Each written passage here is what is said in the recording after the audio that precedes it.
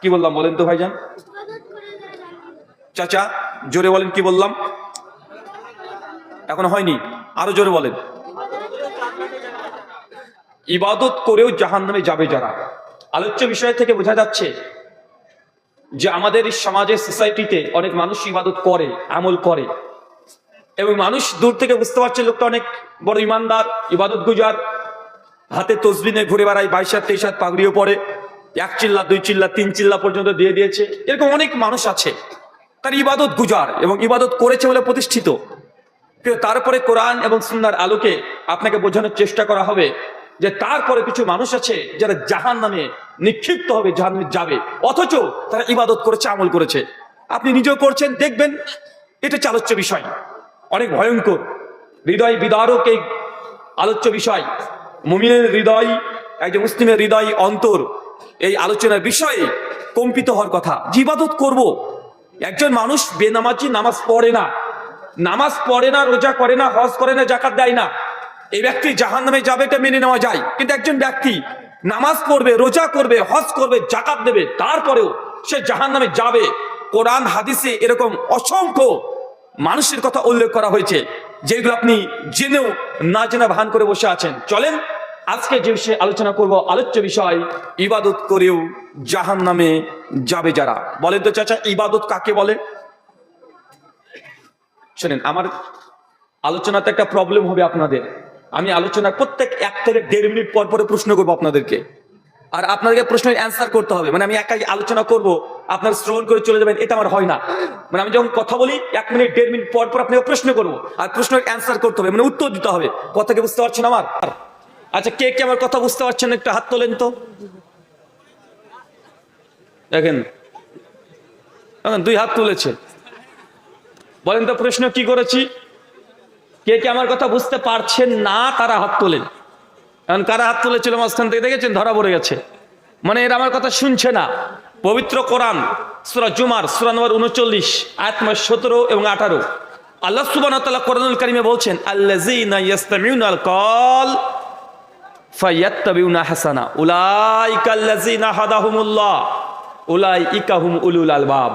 বাংলা মানে আল্লাযীনা ইয়াসতামিউনাল কল, যারা মনোযোগ সহকারে কথা শ্রবণ করে।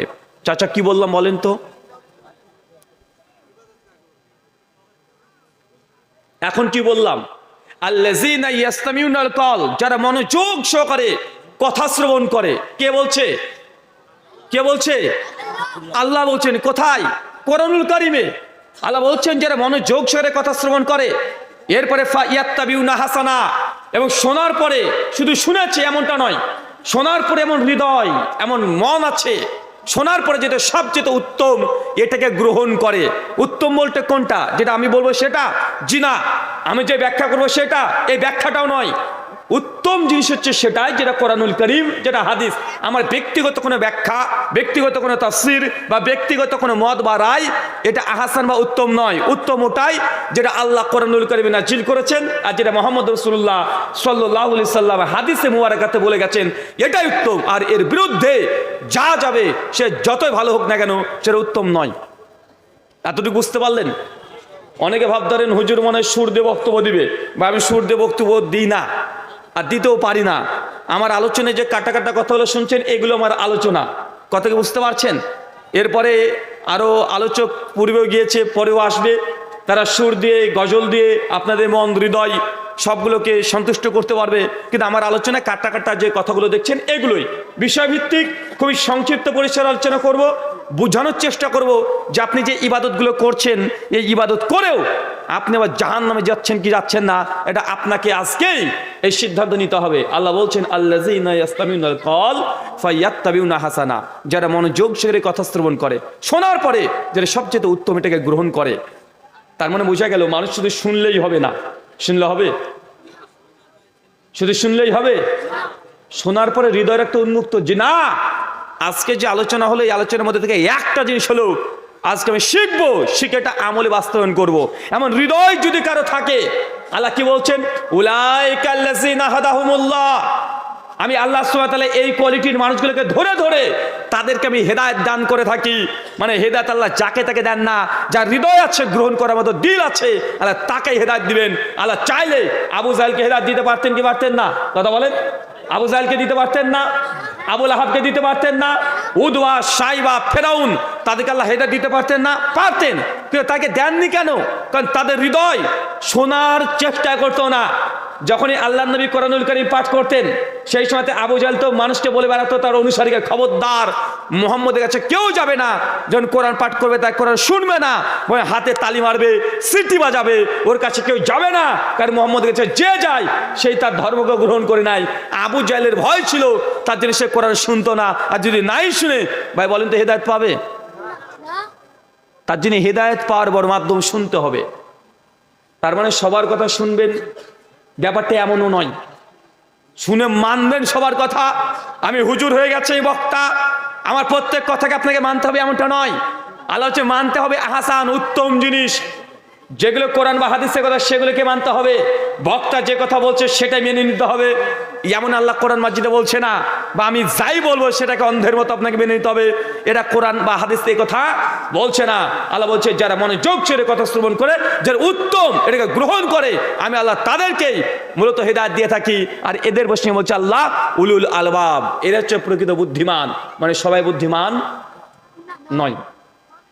আল্লাহ সুবহানাহু ওয়া তাআলা আমাদেরকে এই কথাটুকু বোঝার তৌফিক দান করে, সকলে বলি আমিন। চাচা কি প্রশ্ন করেছিলাম বলেন তো? ইবাদত কাকে বলে? বলেন ইবাদত কাকে বলে? ইবাদত কোন ভাষা? জি, ইবাদত কোন ভাষা? আরে ভাই এতটুকু অ্যান্সার করেন রে ভাই, আমার সমস্যা এটা। মাথা আপনাকে কথা বলতে হবে। ইবাদত কোন ভাষা? আরো জোরে বলেন, কোন ভাষা? আরবি ভাষা। আচ্ছা, ইবাদত তো আরবি ভাষা, আমরা নিঃসন্দেহে জনসাধারণ যারা আছি তারা আমরা আরবি ভাষার পণ্ডিত না। আচ্ছা, ইবাদত বলতে মাতৃভাষায় বাংলা ভাষায় ইবাদত কাকে বলে? কাকে ইবাদত বলে? আল্লাহ সুবহানাহু ওয়া তাআলা বলছেন কোরআনুল কারীম সূরা জারিয়াত সূরা নম্বর 51 আয়াত নম্বর 56, ওয়া মা খালাকতু জিন্না ওয়া ইনসা ইল্লা লিয়াবুদুন। অবশ্যই ওয়া মা হচ্ছে নাফিস সেগা, না বোধক। আল্লাহ বলছেন অবশ্যই আমি মানুষকে জিনকে আমি আল্লাহ সৃষ্টি করতাম না। আল্লাহ অস্বীকার করছে। যদি হচ্ছে আমরা এটার অনুবাদ করি যে আল্লাহ মানুষ আর জিনকে সৃষ্টি করেছেন ইবাদতের জন্য, কিন্তু ডিরেক্ট যদি অনুবাদ করেন তাহলে এর অনুবাদ হবে অবশ্যই আমি আল্লাহ মানুষ আর জিনকে সৃষ্টি করতাম না। মা হচ্ছে নাফিস সেগা, করতাম না। আল্লাহ দরকার ছিল না আমাকে আপনাকে সৃষ্টি করার। কেন করেছে?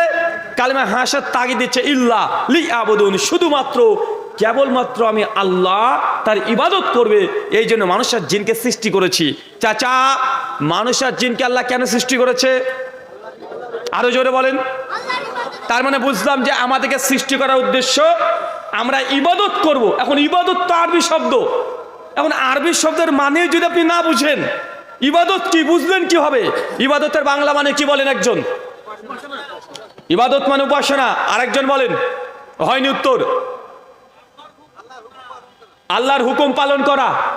আচ্ছা, এখনো 100% আসেনি উত্তর। জি বলেন। নির্দিষ্ট পদ্ধতিতে আল্লাহর হুকুম পালন করা না ইবাদত করা? মেনে নেওয়া। আর আল্লাহ তাওহীদ প্রতিষ্ঠা করা। আর দেখেন, আমাদের সৃষ্টির উদ্দেশ্য হচ্ছে ইবাদত করা। এখন মুসলমান ইবাদতের বাংলা মানে কি?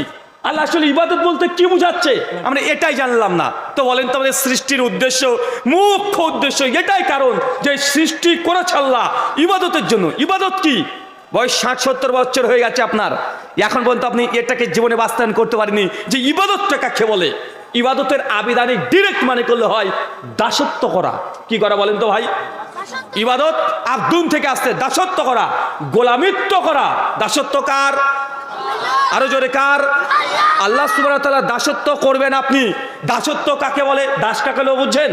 মানে দাস কি আপনি জানেন? দাস মানে যে মনিবের কথা মতো উঠে আর বসে, নিজের কোনো মাতব্বরি চলে না, নিজের মন মতো কোনো কথা বলার সাহস নাই, নিজের মন মতো কাজ করতে পারে না, ইচ্ছে মতো খেতে পারে না, ইচ্ছে মতো বসতে পারে না, ইচ্ছে মতো যেখানে সেখানে ঘুরে বেড়াবে, এটা করতে পারে না। এটাকে বলে দাসত্ব করা, এটাকে বলে কৃতদাস। আমরা ইবাদত করছি, ইবাদতের আবিধানিক মানে হচ্ছে দাসত্ব করা। আমরা হচ্ছে আব্দুন, আমরা হচ্ছে আমরা হচ্ছে গোলাম। কার গোলাম? আল্লাহর গোলাম। আমরা কি করতে বলছি? আল্লাহ কেন তৈরি করেছে আমাদেরকে? আরো জোরে বলেন, কেন? ইবাদত করা, মানে দাসত্ব করার জন্য। মানে আমরা আল্লাহর গোলাম। আর দাসত্ব ওটাকেই বলে যে মনিবের প্রত্যেক কথাকে মেনে চলতে হবে। দাসের নিজের কোনো ক্ষমতা, চিন্তা, চেতনা, নড়া ওঠা বসা নিজের ইচ্ছা মতো করা যায় না, এটাকে বলা হয় দাসত্ব করা। চলেন আপনাকে একটা উদাহরণ দিয়ে বুঝাই। আচ্ছা, আমরা কোন ধর্মের মানুষ? আর যারা ইসলাম ধর্ম মেনে চলে তাদেরকে কি বলা হয়? মুসলিম। আচ্ছা, মুসলিমের বাংলা মানে বলেন। আমি আলোচনাতে বেশি কিছু শেখাই না, আমার আলোচনাতে একটা জিনিস হলে শিখে আজকে বাড়িতে যাবেন। 150টা বিষয় শিখতে হবে এমনটা নয়। আর আমি রাত্রি সাধারণত 11টা পরে কোনো আলোচনা করি না। এটা আমার কমিটির সঙ্গে যখন আমার আলোচনা হয়, প্রত্যেক পশ্চিমবাংলায় যেখানে ডেট নেওয়া হয় সরাসরি আমার সঙ্গে কথা হয়। আর কমিটিকে ডেট দেওয়ার আগে আমি বলে দিই যে সময় কখন দিবেন, মানে আগে ডেট আমি ঠিক করি না। অনেকে বলে যে রুহুল আমিন ভাই আমাদের অমুক জায়গাতে আসতে হবে, তো একটা ডেট লাগবে। আমি বলি যে আপনারা প্রোগ্রাম করবেন, আমাকে দিবেন কয়টায়, আগে কয়টায় দিবেন এটা ঠিক করেন। আমার সর্বশেষ টাইম হচ্ছে রাত্রি 11টা। এই 11টার পরে আমি প্রোগ্রাম করবো না। যদি আপনাদের মনে হয় যে আমাকে আপনাদের প্রয়োজন তাহলে নিতে পারেন, নচেত নেওয়ার প্রয়োজন নেই। আপনারা আগে কমিটি মিলে আলোচনা করে দেখেন যে 11টার দিকে আমাকে নামিয়ে দিতে পারবেন কি পারবেন না। আপনারা সারা রাত প্রোগ্রাম করবেন না কি করবেন সেটা আপনাদের ব্যক্তিগত বিষয়। আমার পরে 10টা আলোচক তোলেন তাও কোনো সমস্যা নেই, কিন্তু আমার সময় রাত্রি 11টাই কমপ্লিট। 10:50 দিলে 10 মিনিট বক্তব্য দিয়ে স্টেজ থেকে নেমে পড়বে 11টায়, এটা আমার নিয়ম। আর এটা আজকে এই বলে এসেছি, তাই আলোচনা কিন্তু 11টা পর্যন্ত হবে। একটা জিনিস হলে শিখতে হবে, ঘন্টার পর ঘন্টা 10 ঘন্টা আলোচনা শুনে যদি কিছুই শিখতে না পারেন, এই আলোচনা শোনার নাম বা ফায়দা কি? আচ্ছা, মাগরিব থেকে আলোচনা শুনলেন, এত শুনলেন, কি শিখেছেন? দুটো জিনিসের নাম বলেন তো, যে নতুন দুটো জিনিস শিখেছেন। কি শিখেছেন? হ্যাঁ,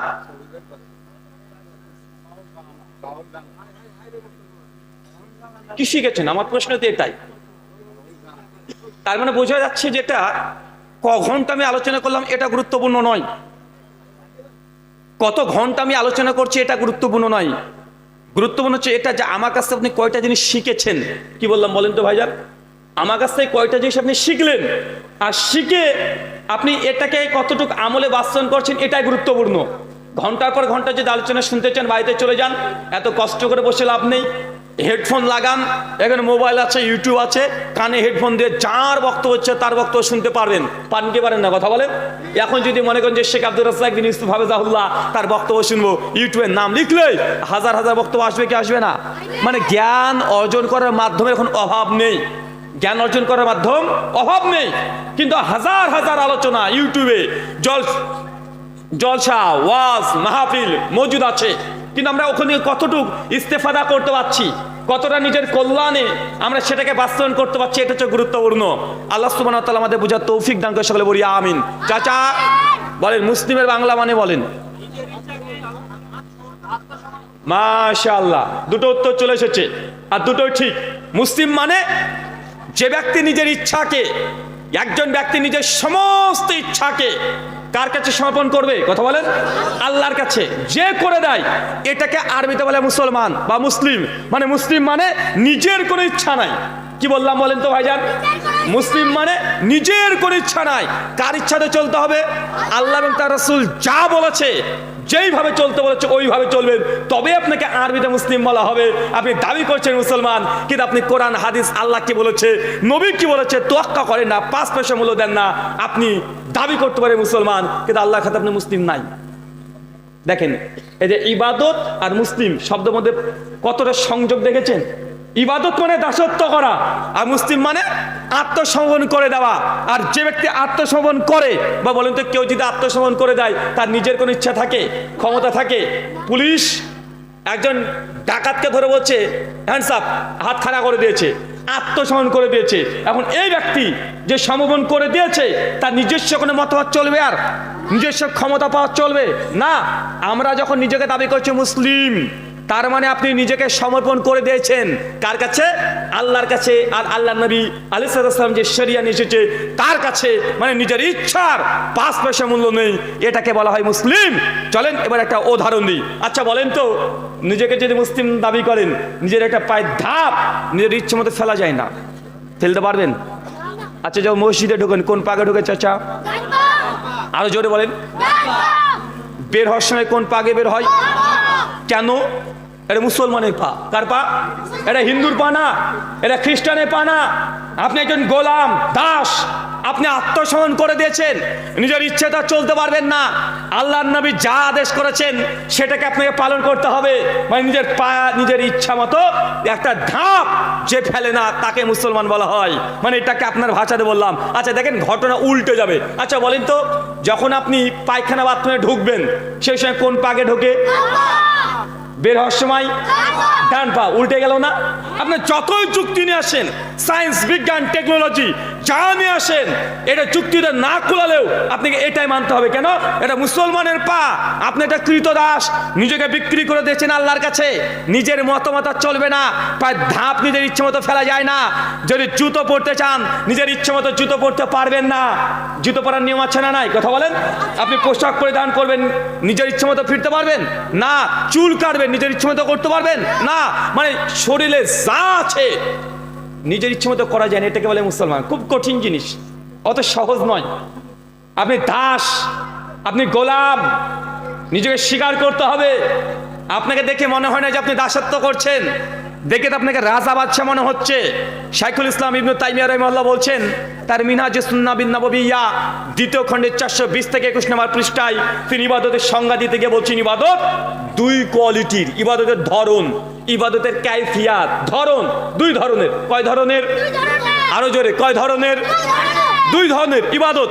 এক, আল্লাহ সুবহানাহু ওয়া তাআলাকে খুশি করার জন্য আল্লাহ যা আদেশ করেছেন সে আদেশ মতো গ্রহণ করে আমল করবেন, এটাকে বলা হয় ইবাদত। দুই, আল্লাহ যা নিষেধ করেছে, আল্লাহকে খুশি করার জন্য আল্লাহ নিষেধকৃত বস্তুকে ত্যাগ করে দিবেন, এটাকে বলা হয় ইবাদত। চলেন দুই দিক থেকে দুটো উদাহরণ টানি বুঝতে পারবেন। মানে আল্লাহ যা আদেশ করেছে নির্দ্বিধায়, প্রশ্ন ছাড়াই ওটাকে মেনে নেবেন। যেন আল্লাহ বলছে আকিমিস সালাহ, তোমরা নামাজ কায়েম করো। কেউ যদি নামাজ পড়ে, এটা আল্লাহর ইবাদত কি ইবাদত নয়? চাচা, ইবাদত কি ইবাদত নয়? আল্লাহ তারপরে হচ্ছে অতুজ যাকাত, যাকাত আদায় করো। যাকাত দেওয়াটা ইবাদত কি ইবাদত নয়? হজ করা ইবাদত কি ইবাদত নয়? দান সদাকা করা ইবাদত কি ইবাদত নয়? অবশ্যই ইবাদত। কিন্তু আমরা মনে করলাম এগুলো ইবাদত, কিন্তু এগুলো ইবাদতের অর্ধেক রূপ। কতটুকু? মানে 100-র মধ্যে 50% এগুলো। নামাজ, রোজা, হজ, যাকাত, দান, সাদকা, সদাচরণ, এগুলো সব অর্ধেক। বাকি অর্ধেক কি জানেন? বাকি অর্ধেক হচ্ছে আল্লাহ সুবহানাহু ওয়া তাআলাকে ভয় করে, আল্লাহকে ভয় করে আল্লাহ যা নিষেধ করেছে নিষেধ থেকে দূরে থাকার নামও ইবাদত। এটা মনে বুঝতে কঠিন হবে আপনার। চলেন একটু বুঝাই যে আল্লাহ যা নিষেধ করেছে নিষেধ থেকে দূরে থাকবেন, এই দূরে থাকাটা হচ্ছে ইবাদত। যেমন সূরা বনী ইসরাঈল সূরা নম্বর 17 আয়াত নম্বর 32 আল্লাহ বলছেন, লা তাকরাবুজ জিনা, জেনা যে রাস্তায় আছে তার ধারে কাছে যেও না।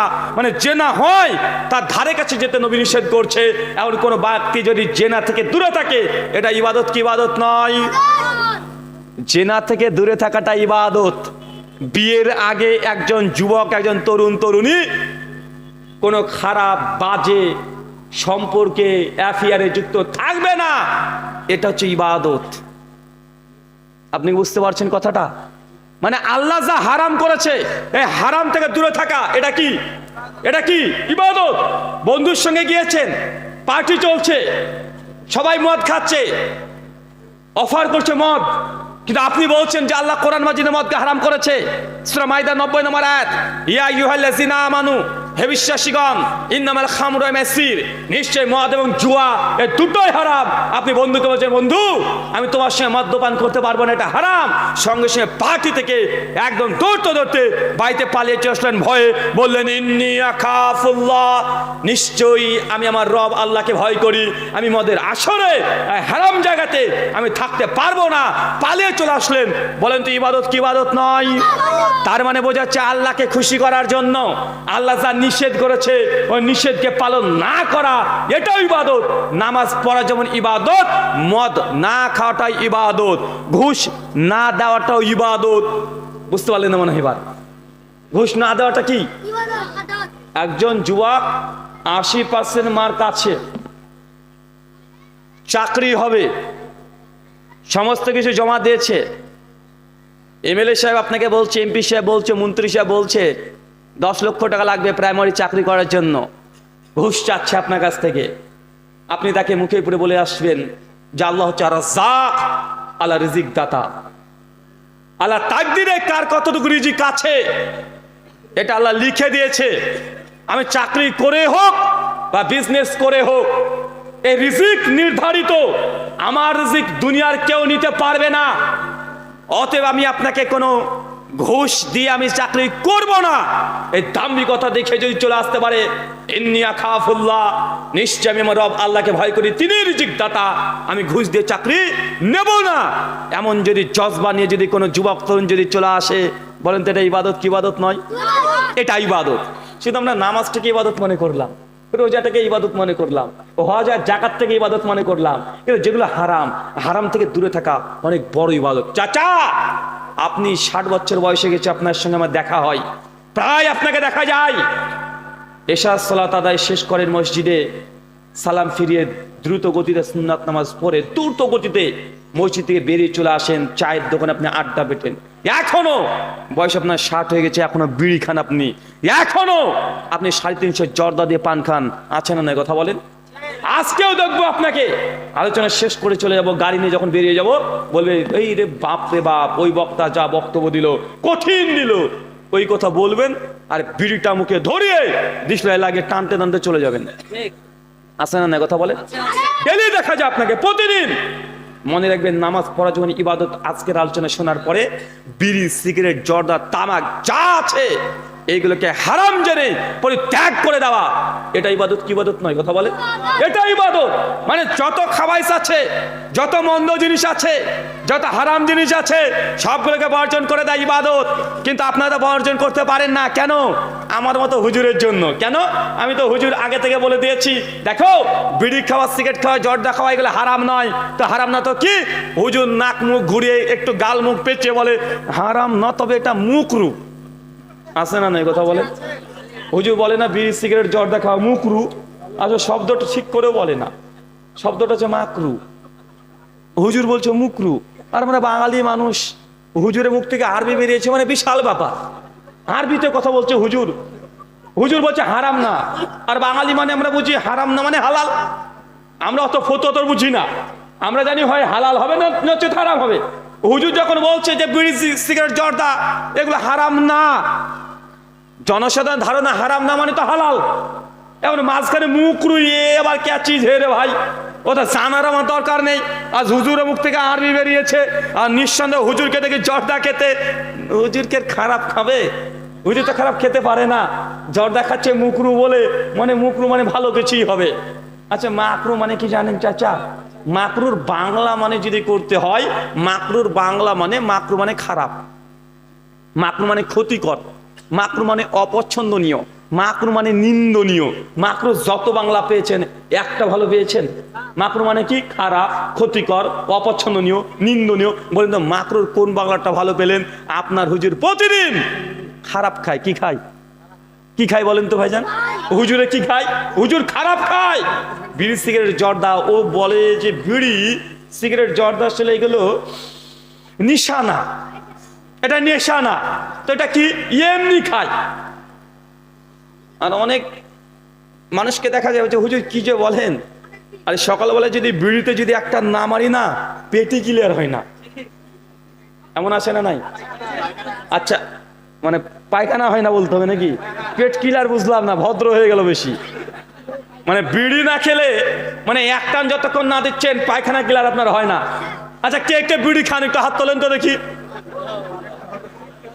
বিড়ি কে কে খান একটু হাত তোলেন। একজন, মাশাআল্লাহ, আলহামদুলিল্লাহ, একজন পেয়েছি। আর বাকি কেউ খান না? কেউ খান না? জি, তুই খাস না কি রে বাবা? ও দেখেছেন প্রথম থেকে অ্যাক্টিভ, বলছি 100% খায়। তোর আব্বা খায়? তোর মা খায়? তোর মা খায় না কেন? তোর আব্বাকে গিয়ে হাদিস শোনাবি, যাব্বা হুজুরে হাদিস বলে গেছে যে স্ত্রীর হক হচ্ছে ওইটা যে তুমি যে মানের খাবে তোমার স্ত্রীকে সেই মানের খাওয়াতে হবে। তুমি যদি গোল্ড ফ্লেক যদি সিগারেট খাও, মাকেও এক টান দিতে হবে।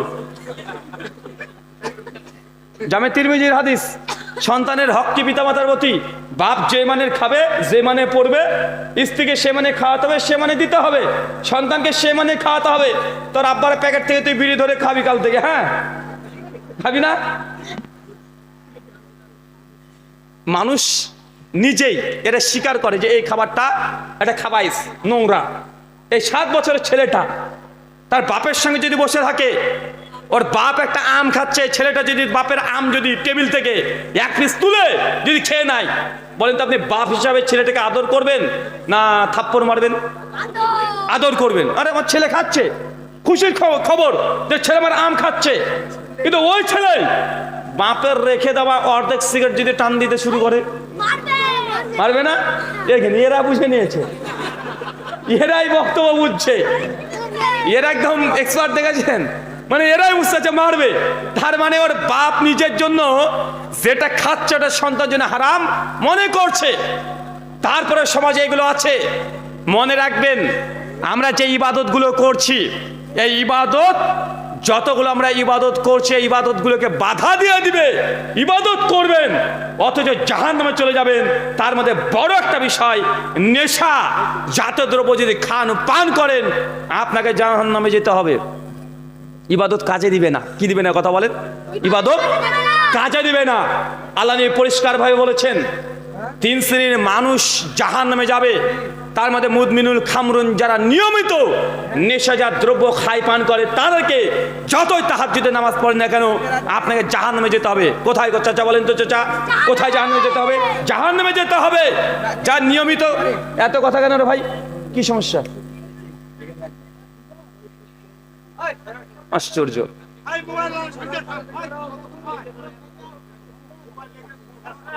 আল্লাহ নবী পরিষ্কার হয়ে বলছেন, 3 শ্রেণীর মানুষকে জাহান্নামে যেতে হবে।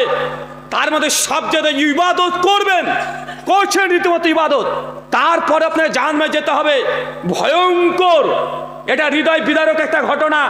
তার মধ্যে হচ্ছে যারা নিয়মিত নিষেধাজ্ঞ দ্রব্য খাচ্ছে পান করছে, আপনি এটাকে হালাল মনে করে খাচ্ছেন পান করছেন, জেনে রাখবেন যদি আপনি এই নিষেধাজ্ঞ দ্রব্য খান পান করেন, ইবাদত করবেন, আল্লাহর কাছে ইবাদত কবুল হবে না। চলেন আপনাকে কয়েকটা জিনিস আপনাকে লক্ষ্য করাই। এই কথা শুধু আমার নয়, আল্লাহ কোরআনে বলছে, সূরা গাশিয়া সূরা নম্বর 88 আয়াত নম্বর 2 এবং 3। কি বললাম বলেন তো ভাইজান? সূরা গাশিয়া সূরা নম্বর 88 আয়াত নম্বর 2 এবং 3। কোরআন মাজিদে দেখবেন জুমার দিন ইমাম সাহেব এই আয়াতটাকে তেলাওয়াত করে, বারবার পাঠ করা হয়। আরবিতে বলছে আল্লাহ, আমিলাতুন নাসিবা, এক শ্রেণীর ইবাদত গুজার বান্দা আছে যারা ইবাদত করে করে ক্লান্ত হয়ে গেছে। কি বললাম বলেন তো চাচা? আমিলাতুন নাসিবা, বাংলা মানে ইবাদত করে করে ক্লান্ত পরিশ্রান্ত হয়ে গেছে। আল্লাহ এই কথা বলতে চাচ্ছে যে এমন কিছু ব্যক্তি আছে যা দুনিয়াতে এত ইবাদত করেছে, ইবাদত করে করে ক্লান্ত, ইবাদত করে করে পরিশ্রান্ত। আল্লাহ তারপরে বলছেন তাসলা নারুন হামিয়া, আমি আল্লাহ তারপরে তাকে ধরে জাহান্নামে নিক্ষেপ করব। চাচা বলেন তো কে জাহান্নামে যাচ্ছে? আওয়াজ আসছে না। কে জাহান্নামে যাচ্ছে? ইবাদতকারী। আর যেমন তেমন ইবাদতকারী নয়, ইবাদত করে করে ক্লান্ত হয়ে গেছে, ইবাদত করে করে পরিশ্রান্ত হয়ে গেছে, এত ইবাদত করেছে। দেখছেন সারা রাত ধরে তাহাজ্জুদের সালাত আদায় করছে, দেখছেন জীবনে 1 চিল্লা 2 চিল্লা 3 চিল্লা দিয়ে দিয়েছে, দেখছেন একজন সারা রাত ধরে বিভিন্ন নফল সালাত আদায় করছে, এত ইবাদত করেছে যে ইবাদত করে করে ক্লান্ত হয়ে যাচ্ছে।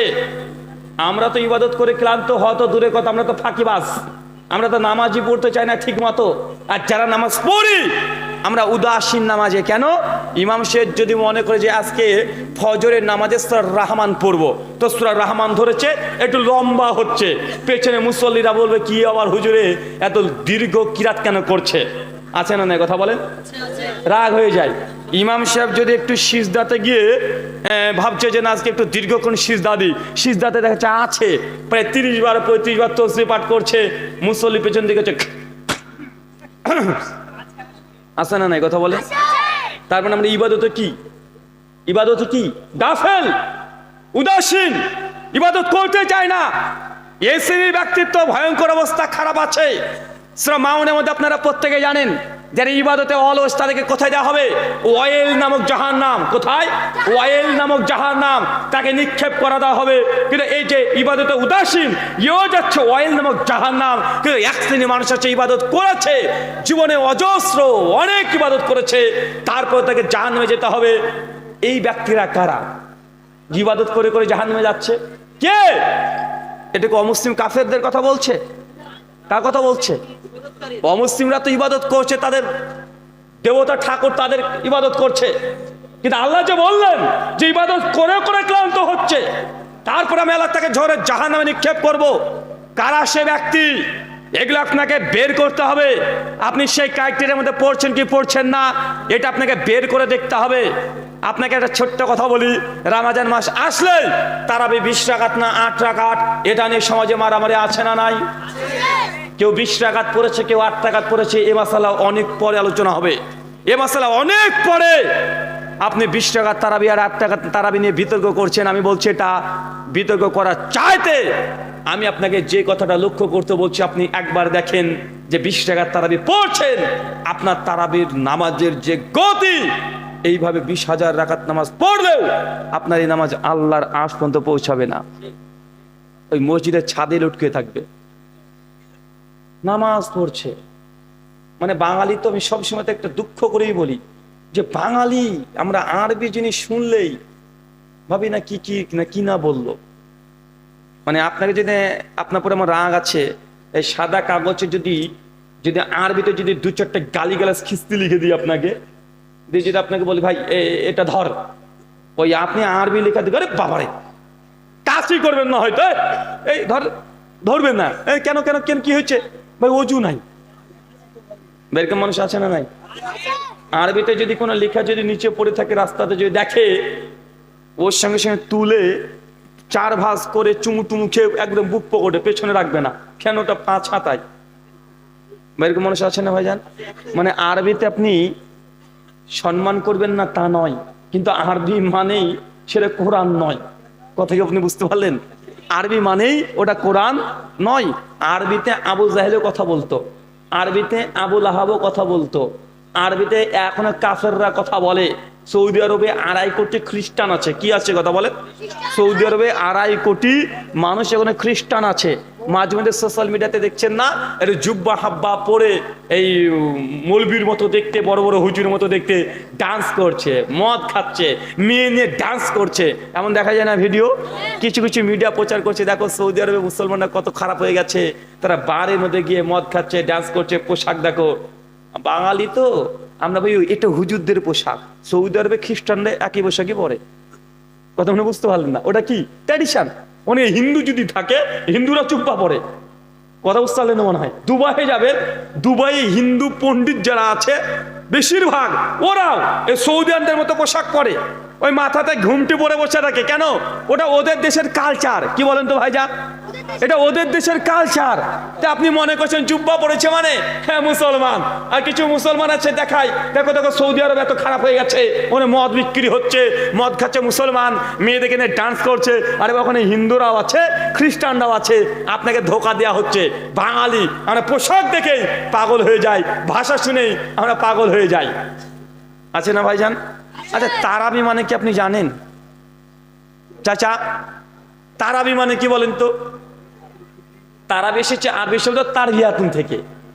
তারবিয়াতুন মানে ধীরে ধীরে পড়া, থেমে থেমে পড়া, বিরতি দিয়ে পড়া, রিল্যাক্স করে পড়া, গ্যাপিং করে পড়া, এটার নাম হচ্ছে তারাবি। তারাবি মানে কি বুঝলাম চাচা? কি বুঝলাম?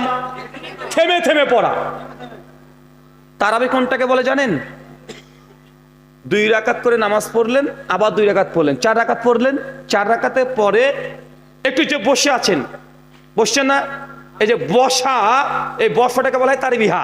এটাকে কি বলা হয়? এটাই তারাবি। নামাজটা তারাবি নয়। কথা মনে বুঝতে পারলেন না? নামাজটা তো নামাজ। এই যে আপনি মাঝে যে 2 রাকাত 4 রাকাতের পরে একটা গ্যাপিং দিতে হবে। কি দিতে হবে? বিরতি দিতে হবে, থামতে হবে। এই যে থামছেন, এই এক থামাকে বলা হয় তারবিহা, মানে এটাই তারাবি। তাহাজ্জুদ কাকে বলে বলতে? তাহাজ্জুদ নামাজ কোনটা? ফাতাহাজ্জাত বিহা, যে নামাজ মানুষ ঘুম থেকে উঠে পড়ে।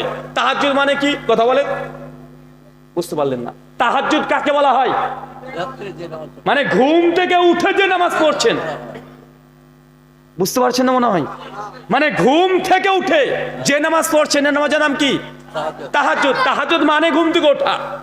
কথা কি বুঝতে পারছেন এবার? মানে আমরা বাঙালি তো প্রত্যেকটা ওয়ার্ড আপনাকে শেখাতে হবে। আর আমি বিশেষ করে এই ছোট ছোট শব্দগুলো আপনাদেরকে ভেতরে ঢোকানোর চেষ্টা করি, যে ধারাপাত থেকে আপনি অন্তত জানেন। ইনশাআল্লাহ ইসলামের উসুল যদি শিখে নেন, অটোমেটিক কোনটা জায়েজ কোনটা না জায়েজ এটা আপনি নিজে থেকে এটা রিলেট করতে পারবেন, নিজে থেকে বুঝতে পারবেন। শুধু আপনাকে একটু বুঝিয়ে দিতে হবে। আমি বিশ্বাস করি দুনিয়ার আপনি সব বুঝেন। আপনি বুঝেন না কোনটা? আপনি জমি জিন্দেগিতে আপনি অঙ্কতে ডাব্বা পেতেন, 3-4 নম্বর পেতেন, জমির হিসাব খুব ভালোভাবে বুঝেন। লাখ লাখ টাকার আপনি ব্যবসা সামলাচ্ছেন না ভাইজান? ও অঙ্কই শিখেনি। আপনি দিন শিখতে পারবেন না? অবশ্যই শিখবেন। জাস্ট আপনার কাছে কিছু বিষয়গুলো পরিষ্কার করলেই আপনি বুঝে নেবেন। আল্লাহ সুবহানাহু ওয়া তাআলা আমাদেরকে বোঝার তৌফিক দান করে। সকলে পড়ি আমিন আমিন। তারাবি মানে কি বুঝলাম তাহলে? ধীরে ধীরে পড়া, থেমে থেমে পড়া, বিরতি দিয়ে পড়া, গ্যাপিং দিয়ে পড়া। বাঙালি আমরা করি কি? তারাবি মানে তাড়াতাড়ি করেছি না ভাইজান? তারাবি মানে কি বুঝি আমরা? কারণ আর রমজান মাসে আপনার মসজিদে কি হয় জানি না, আমি আমাদের এলাকার মসজিদের কথাই বলি। আমাদের মসজিদে 8:15 এশার নামাজ শুরু হয়ে যায়। এশার নামাজ পড়ে 4 রাকাত, তার পূর্বে 4 রাকাত এমনি নফল নামাজ পড়ে তারা, 2 রাকাত আবার সুন্নাত পড়ে, এরপর 2 রাকাত নফল পড়ছে। তারপরে হুজুর বলে দেয় এখন 20 রাকাত তারাবি হবে। 20 রাকাত তারাবি পড়ে, 3 রাকাত বিতের পরে, 2 রাকাত আবার সুন্নাত পড়ে, বসে বসে 2 রাকাত নফল পড়ে। টোটাল 37 রাকাত নামাজ শুরু করেছিল হুজুরে 8:15-তে। নামাজ শেষ হয় 9টা বাজতে 5 অথবা 10-এ। আছে না না কথা বলেন? 35 রাকাত নামাজ হুজুর 37 মিনিটে পড়ে শেষ করে দেয়। নামাজ দেখেছেন বা এরকম? আমি কি মিথ্যা বললাম? এলাকাতে দেখা যায় এরকম 5-10 মিনিট কম বেশি হতে পারে। 8:15 হলে 9টার মধ্যে মসজিদ ক্লিয়ার ফর্সা হয়ে যায়। ঝড়ের গতিতে তারাবি। তার মানে বাঙালি বুঝলো কি? উল্টো বুঝেছে। আর তারাবি মানে থেমে থেমে পড়া, বিরতি নিয়ে পড়া, রিল্যাক্স করে পড়বেন, তাড়াহুড়া করবেন না। এটার নাম হচ্ছে তারাবি। কিন্তু বাঙালি বুঝে নিয়েছে কি? একটু আগে যে ইমাম সে এশার নামাজ পড়াচ্ছেন, কত সুন্দর করে কিরাত 4 রাকাত এশার নামাজ পড়াচ্ছে, 10 থেকে 12 মিনিট সময় সুন্দর তারতিলের সময় কোরআন পাঠ করছে। ওই হুজুরি যখন এশার নামাজ শেষ হয়েছে বলছে শোনেন এবার তারাবি নিয়াত করেন, তারাবি শুরু হবে। মুসল্লি হুজুর তারাবি, এবার মুসল্লিও রেডি। হ্যাঁ একদম রেডি, লুঙ্গি টুঙ্গি বেঁধে, হাত ঘড়ি কাঠ ঘড়ি খুলে পাশে যে এই তারাবি তাড়াতাড়ি বেঁধলে তাড়াতাড়ি রেডি হো, লুঙ্গি টুঙ্গি বেঁধে নিয়েছে। কেন? মানে বুঝে নিয়েছে তারাবি মানে ঝড়ের গতিতে উঠতে হবে, বসতে হবে। এখন আসে না না কথা বলে? তার মধ্যে 4 বার তারাবি, 4 বার মাথায় হাত আছে, 5 বার মুনাজাত আছে, আছে না? তার মানে বাঙালি আমরা বুঝলাম কি? মানে যা আছে সবগুলো আমরা উল্টো বুঝে বসে আছি। আমিলাতুন নাসিবা, ইবাদত করে করে মানুষ ক্লান্ত পরিশ্রান্ত হবে। তাসলা নারুন হামিয়া, আমি আল্লাহ তারপরে তাকে জাহান্নামে নিক্ষেপ করব। চাচা 20 টাকার তারাবি পড়বেন না 2000 টাকার তারাবি পড়বেন, এটা আপনার ব্যাপার। আমার প্রশ্ন, আপনি যে ঝড়ের গতিতে উঠছেন আর বসছেন, এই নামাজ আপনার বিরুদ্ধে না জানি কিয়ামতের মাঠে লালিশ করে। কদ আফলাহাল মুমিনুন আল্লাযীনা হুম ফি সালাতিহিম খাশিউন। ওই সমস্ত মুমিনরাই সফল কাম যে নামাজের মধ্যে খুজু ধীর স্থিরতা বজায় রাখে। এই নামাজের হচ্ছে সফল কাম। সহিহ বুখারী খুলেন, প্রথম খণ্ডে 104 পৃষ্ঠা, হাদিস নাম্বার 757। উবাদা বিন সামিত হাদিস বর্ণনা করছেন। আল্লাহ নবী বলছেন, আল্লাহ নবী একদিন মসজিদে নববী কি বুঝেন? কি বলেন তো মসজিদ নববী মানে?